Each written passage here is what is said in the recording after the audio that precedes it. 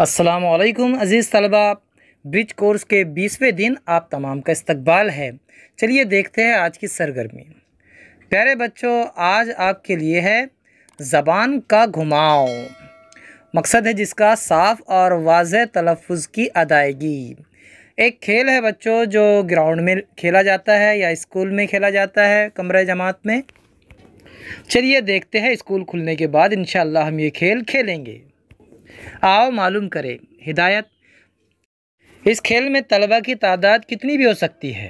तरीक़ाकार, तलबा को दायरे में खड़ा करे, हर तालिब इल्म को रुके और अटके बगैर एक एक जुमला रवानी से बोलने कहे। जो अटक गया वो हार गया और जो बगैर अटके ज़्यादा देर तक कहेगा वो जीत जाएगा।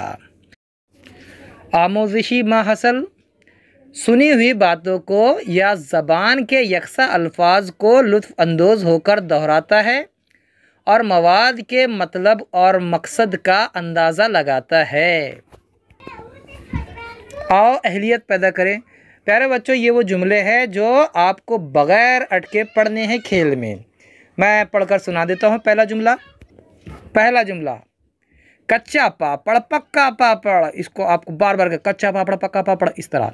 फिर उसके बाद दूसरा जुमला है, जो हंसेगा वो फंसेगा, जो फंसेगा वो हंसेगा।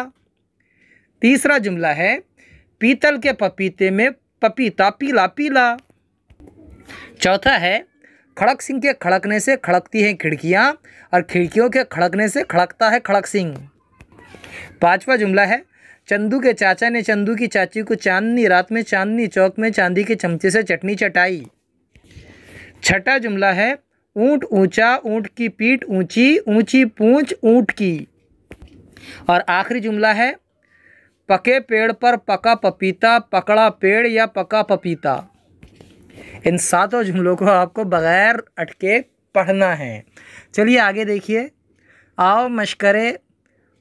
देखिए सवालात है, आपको जवाबात देने हैं। पापड़ कैसा है? पपीता किस रंग का है? किसके खड़कने से खिड़कियां खड़कती है? किसकी पीठ ऊंची है? और चांदी के चमचे से चटनी किसने चटाई? आओ तख़य्युलाती बने। अभी जो जुमले हमने दोहराए हैं उसी तरह के मज़ीद जुमले तलाश करके अपने दोस्तों या घर में सुनाएं।